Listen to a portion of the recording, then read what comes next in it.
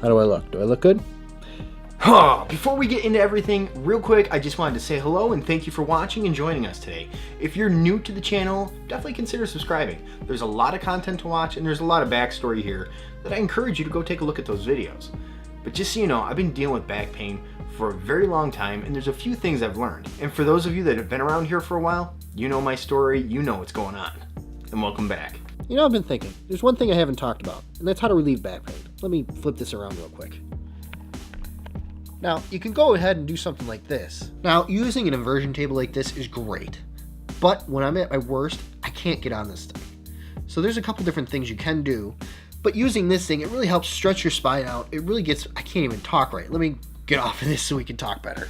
All right, now that the blood's actually gone from my head and it's back where it's supposed to be and I can talk kind of normal, I use the inversion table when I'm not hurting so much. It's more of a daily thing to really just kind of stretch my back out, get everything back in place. Now when I'm at my worst and I can't get on the inversion table, I head straight to the pull-up bar. Now in this sense, you can hang from here just a little bit better.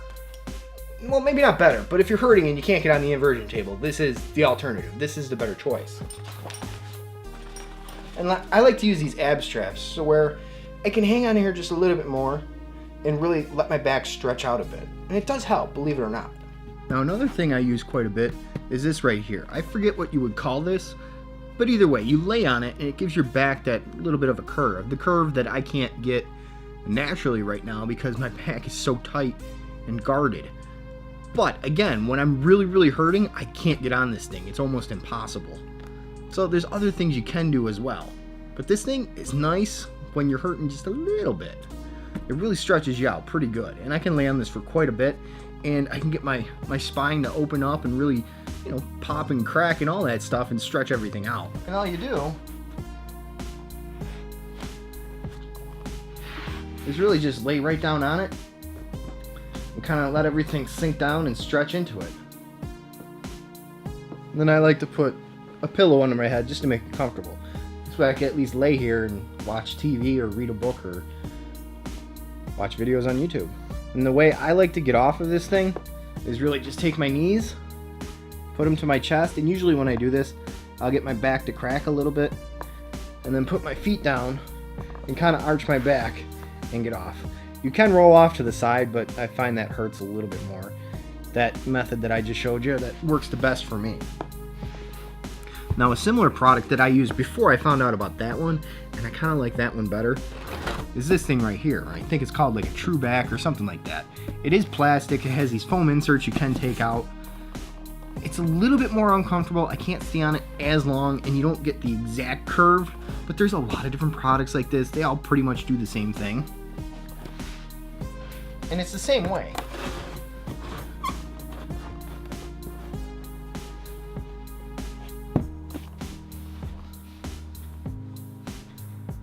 And you just lay right down on it, kind of let everything stretch out. But this one, it's easier just to roll off to the side and kind of lay on your side for a little bit. So when I'm really hurting and I'm literally crawling on the floor because I can't walk, I can't do those other things. I can't use those other products. So I usually just get an ice pack, throw it underneath my back. Sometimes I get a small pillow and put it right underneath my back. In fact, it's this pillow here that I use. So I'll put the pillow under my back if I can, put an ice pack there, and then put my feet up on a chair or on the couch. And this is pretty much the position I stayed in. Now, all of this is fine and dandy if you're at home, but what if you're not at home? What do? Well, don't worry, I have that covered too. I had plenty of times when I'm dying and I could barely walk and move, but you know what? You have to go to work. So you gotta find solutions there too. Again, using an ice pack. Definitely take ice packs to work. Hopefully they have a freezer there. Otherwise, you're throwing the ice pack in a little lunchbox, you know, insulated lunchbox with the hard ice packs to keep it cold so you at least have something. But taking an ice pack and kind of putting it on the area that's affected, and then mine is always my low back. So I put the ice pack on my low back, but to really keep it there, I'll go ahead and wear a back brace.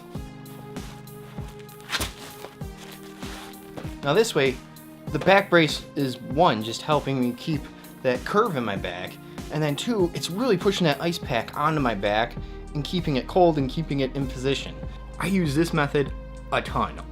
pretty much daily. At least this way it allows me to move around. And you know what? Sometimes you're not supposed to. I don't recommend it, but I'll sleep like this.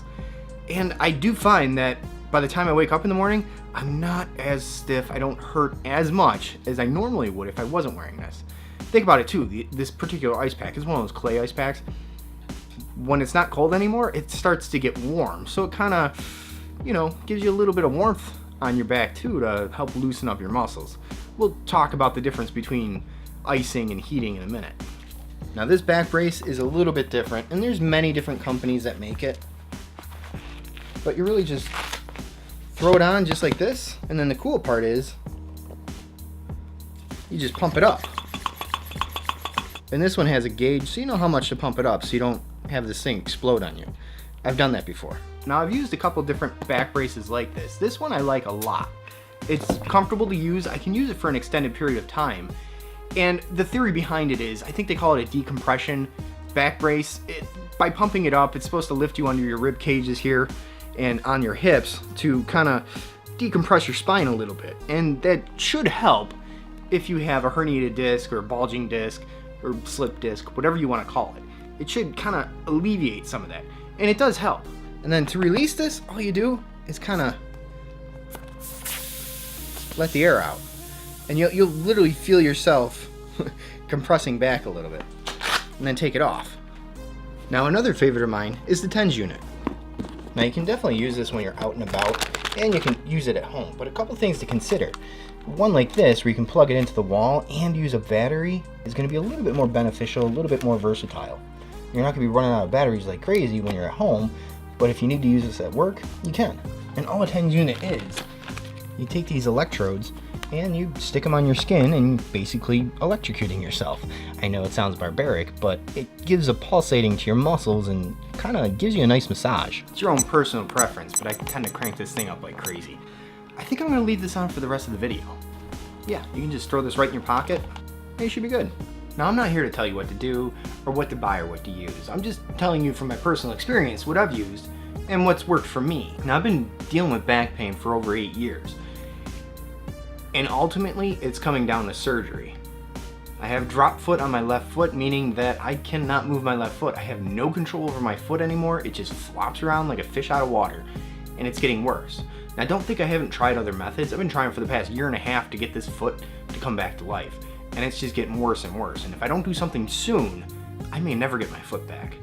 So at the very least, hopefully surgery will bring my foot back.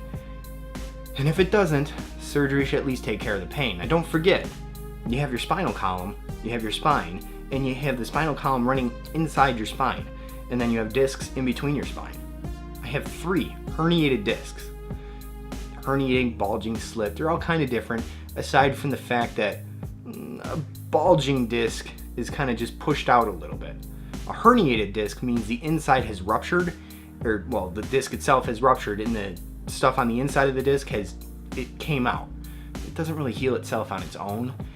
You might be able to maintain it, like I have for a number of years, but ultimately, I need those removed. I need that stuff removed because all of that is pushing on my nerve, and that's what's causing me all this grief. That's what's causing me all this pain. That's what's causing my drop foot. So hopefully, in theory, getting that off of the nerve might bring my foot back to life. I say might because we may not have acted quick enough. I may permanently lose the mobility of my foot because too much time may have elapsed. I have a ton of muscle atrophied in my foot, and your nerves really carry, I'm not sure on the exact science and health behind it, but your nerves carry things down to those muscles to make those muscles stay alive and grow, and it's not happening. It's being blocked right now. That's why my muscles are no longer there in my leg. They're atrophied, and that's why they may not come back. I hope they do. I'm crossing my fingers. But anyways, I just want to let you know too, I'm not being paid by anybody to make this video. I know it kind of sounds like an infomercial or something like that, but like I said, this is just the stuff that I've used and the things that I've found over the years, what's worked for me at different times. When I'm hurting more, I'm hurting less, and I'm doing pretty good. Now, a general rule of thumb between using ice and using heat, if you have sharp pain, you probably want to use ice, because if you're going to use heat, it's really just going to make the inflammation come about more. And we want to reduce inflammation. Inflammation, you know, it's inflammation. We want to reduce it so we can get everything to back off the nerve, if your back injury is like mine. So if it's a sharp pain, I want to use ice. Now if I'm having like an aching muscle pain, I usually use ice because it's easier to recover from icing than it is to recover from heat. Meaning it's easier to heat my back up after I've iced than it is to cool my back down after I've used heat. But let me tell you, when I'm at my worst and I'm literally on the floor in the fetal position crying, and I'm on 0 hours of sleep because I cannot sleep and my back's completely swollen because the disc is just pushing on the nerve, there's so much inflammation, I do go into the bathtub, run hot water, lay on my side, and fall asleep for maybe 15 minutes. That does work. It does relieve the pain a little bit. Now, whether that's just because I'm in the bathtub and the weight's getting off of everything, I don't know. But that's what has helped me. I mean, we're talking about months of recovery to get back from that worst of the worst point. But general rule of thumb, use ice first. If ice worked, keep using it. If ice didn't work and it made it worse, then use heat. Got to play around with it a little bit. And as far as medication goes, you need to talk to your doctor on that. I have not found any medication that works aside from anti-inflammatories. So hopefully some of this has helped you think about different ways to alleviate your back pain. Like I said, I've been dealing with this for over 8 years. 3 herniated discs for over 8 years. And in the end, it's come down to I need surgery because I have no control over my foot. I cannot move my foot at all. I gotta do something before I completely lose control of my foot, and it's never coming back. I don't want that to happen. If it does, it does. There's not much I can do about it besides deal with it and overcome it, but I at least want to have the chance of getting my foot back and being able to walk without tripping, being able to put my shoes on without my toes curling underneath them because I can't control them and I can't get my shoe on, can't get my socks on, I can't run. I'm afraid to hold my child because I trip and fall all the time over my foot. Aside from all the pain and everything else that goes with it. I really wish you the best. I hope some of this stuff helps you alleviate your back pain. And you know what? If you know something else that works better for you, leave me a comment below so that anybody else watching this video, anybody else looking for pain relief, has an idea of what might work for them. They have other options to go to. You know what I mean? Again, thank you so much.